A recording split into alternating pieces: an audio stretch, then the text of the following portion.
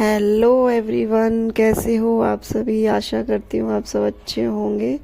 मैं हूँ दीपिका और यहाँ पर मेरी भाभियाँ पीस रही हैं दाल, क्योंकि हम इसकी बनाएंगे मंगोड़ियाँ। किस किस के यहाँ शादी में मंगोड़ी बनती है मुझे कमेंट करके बताइए। अब हम इस दाल को पीस के भिगो के फिर इसके छिलके उतार के और मिक्सी में बिल्कुल इसे बारीक पीसने के बाद फिर हम इसकी बनाएंगे मंगोड़ियाँ। तो यहाँ पर भाभियाँ दाल को पीस रही है और मेरे यहाँ ताई जी बोल रही है मेरी कि थोड़ा सा धीरे चलाओ, क्योंकि जल्दी जल्दी चलाने से क्या है ना कि साबुत साबुत दाल बाहर निकल रही थी। तो ताई जी बोल रही थी कि थोड़ा धीरे धीरे इसे घुमाओ ताकि दाल के दो टुकड़े होकर निकले। ये साबुत हरी मूंग दाल है, तो इसी की मंगोड़ी हमारे यहाँ शादी में बनाई जाती है। तो किस किस के यहाँ पर इस तरीके से दाल को पीस कर और मंगोड़ी बनाई जाती है, प्लीज़ कमेंट करके बताइए। और तो मंगोड़ी बनाते समय की वीडियो मैं नहीं बना पाई क्योंकि उस समय मेरा फ़ोन हो रखा था डेड। तो मैंने मेरे अपने फ़ोन को चार्जिंग पे लगाया हुआ था, तो मैं उस समय की वीडियो नहीं बना पाई। और ये है फ्रेंड्स मेरा भतीजा, और यहाँ मेरा भाई हितेश और नेहा भाभी दोनों मिलकर काट रहे हैं केक, क्योंकि आज है उनकी वेडिंग एनिवर्सरी। पहले तो हम होटल गए थे खाना खाने, क्योंकि भाभी ने अपनी तरफ से पार्टी दी थी, तो हम होटल खाना खाने गए थे, रेस्टोरेंट खाना खाने गए थे। उसके बाद घर आने के बाद सबने मिलकर काटा केक और काफ़ी एंजॉय किया इस दिन, बहुत मस्ती की। और ये देखो मेरा भतीजा फ्रेंड्स, इसको मीठे का इतना शौक है ना कि शायद मेरे दादा के बाद में यही सबसे ज़्यादा घर में मीठा खाने वाला, क्योंकि मेरे दादाजी को बहुत शौक था और उसके बाद मेरे भतीजे को। बाकी इतना कोई मीठा नहीं खाता। तो यहाँ पर मेरी मम्मी ताई जी सब कर रही हैं चाक का पूजन, और पूजन करने के बाद में मेरी बुआ जी ने, चाची ने, भाभीयों ने, दीदियों ने, सबने मिलकर किया बहुत सारा डांस और खूब सारी मस्ती की। ये है मेरी बम्बई वाली दीदी, बुआ जी की बेटी, और ये दोनों भाभियाँ हैं। और ये जो दीदी हैं, अनु दीदी हैं, ये बुआ जी की बेटियाँ हैं। सबको पकड़ पकड़ कर डांस करवा रही है। तो सबने मिलकर यहाँ पर खूब सारा डांस किया। भाभियों ने, दीदियों ने, सबने मिलकर बहुत मस्ती की। और वो जो दीदी है मुंबई वाली, तो वो जिस समय हम चाक पूजन के लिए घर से निकले थे ना, उसी समय वो आकर पहुंची थी, तो उन्हें चेंज करने का बिल्कुल भी समय नहीं मिला। तो जिस कंडीशन में वो आई थी, जो वो पहन कर आई थी सफ़र में, उन्हीं ड्रेस में वो चाक पूजन के लिए आ गई, क्योंकि उन्हें बिल्कुल भी समय नहीं मिला रेडी होने के लिए। तो अब हम यहाँ पर चाक पूजने के बाद, डांस करने के बाद मटकियाँ लेकर कुम्हार के यहाँ से और जा रहे हैं घर। वो हम मटकियाँ लेकर पहुंचने वाले हैं अपने घर। ये टोटल 7 लेडीज़ों के सर पे मटकियाँ हैं। और ये अगले दिन बारात का फंक्शन है। यहाँ आ गया दूल्हा और मेरी मम्मी दूल्हे को नाप रही हैं। और उसके बाद में ये मेरी बहन बैठ गई है फेरों के लिए। और वरमाला के टाइम का वीडियो मैं नहीं बना पाई, क्योंकि उस समय मेरी बहन की तबीयत थी बहुत ज़्यादा ख़राब। उसके बहुत ज़्यादा पेट में दर्द था, चक्कर आ रहे थे, वीकनेस बहुत ज़्यादा हो रही थी।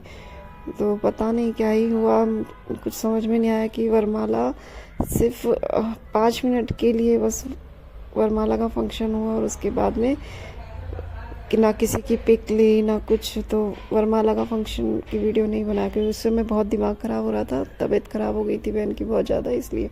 तो उसके बाद यहाँ हो रहे फेरे, और ये मेरी बहन, ये मेरे पापा लड़की का कर रहे हैं पैरों का पूजन, क्योंकि हमारे यहाँ जमाई के पैर पूजे जाते हैं।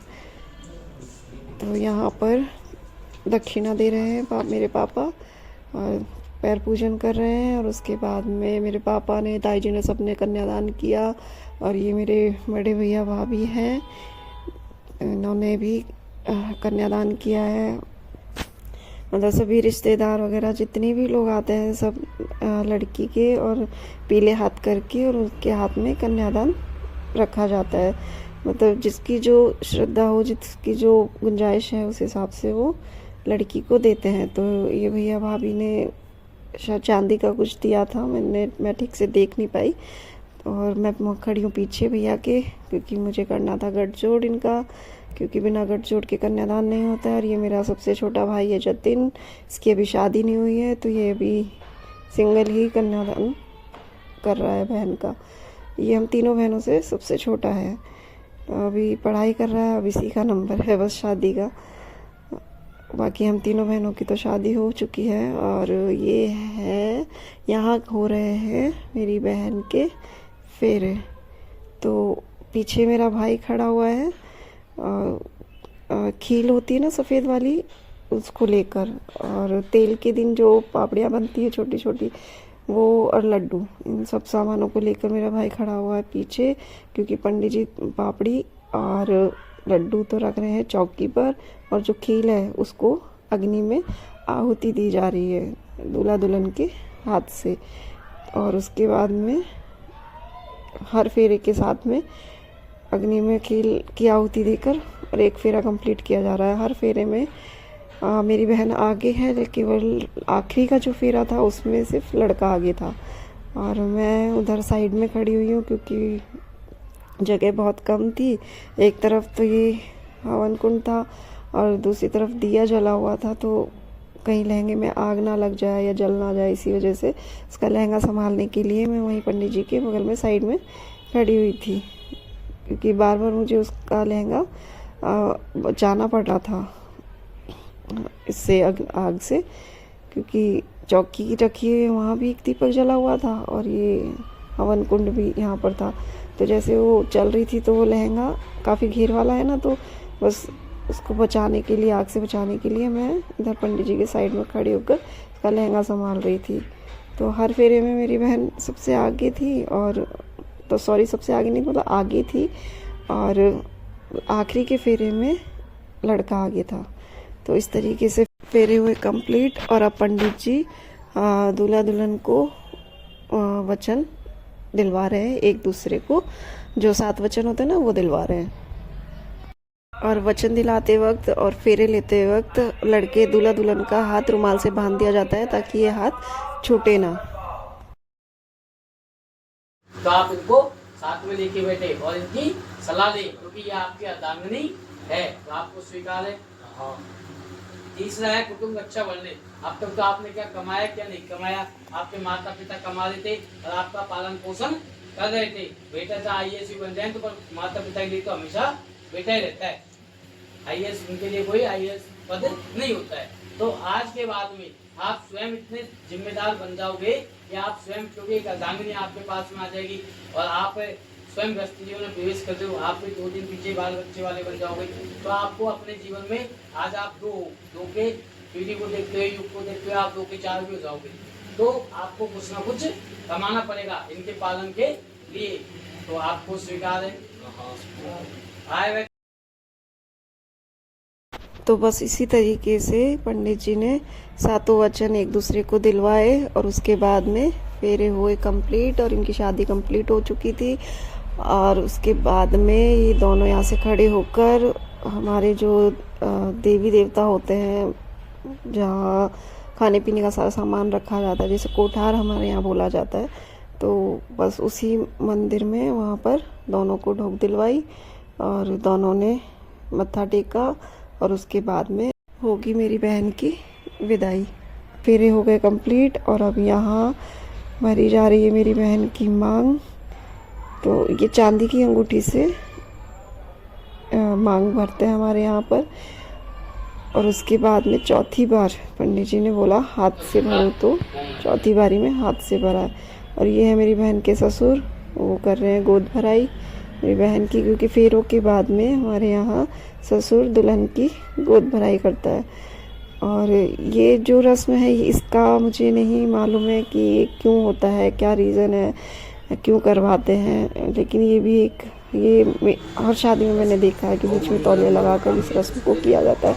अगर आप लोगों को मालूम हो तो मुझे कमेंट करके बताइए कि इसका क्या मतलब है। और ये हो रहा है फेर पट्टा, इसमें पट्टे की अदला बदली हो रही है। जो दुल्हन की साइड जो पट्टा रखा जाता है वो दूल्हे की साइड आ जाएगा, और जो दूल्हे की साइड का पट्टा था वो दुल्हन की साइड चला जाएगा। अब ये क्यों किया जाता है इसका रीज़न मुझे नहीं मालूम है, लेकिन इससे फेर पट्टे की रस्म बोला जाता है। तो ये कंप्लीट हो चुकी है। इसके बाद दूल्हा दुल्हन खड़े हो जाएंगे और यहाँ पर देखो ये सब पूरा परिवार बैठे हुए हैं, मेरे हस्बैंड बैठे हुए हैं, भैया भाभी ताई जी मौसी सब लोग यहीं पर बैठे हुए हैं क्योंकि फेरे हुए थे घर से, तो सभी लोग यहाँ पर बैठे हुए हैं। यहाँ ताऊ जी वगैरह ये सब बैठे हुए हैं। तो आपको ये मेरा वीडियो कैसा लगा प्लीज़ कमेंट करके बताइए।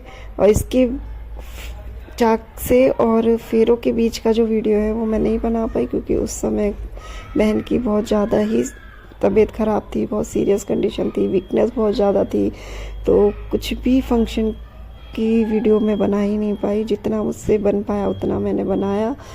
तो आपको ये मेरा वीडियो कैसा लगा प्लीज़ कमेंट करके बताइए। चैनल को सब्सक्राइब कीजिए, लाइक कीजिए। Thank you.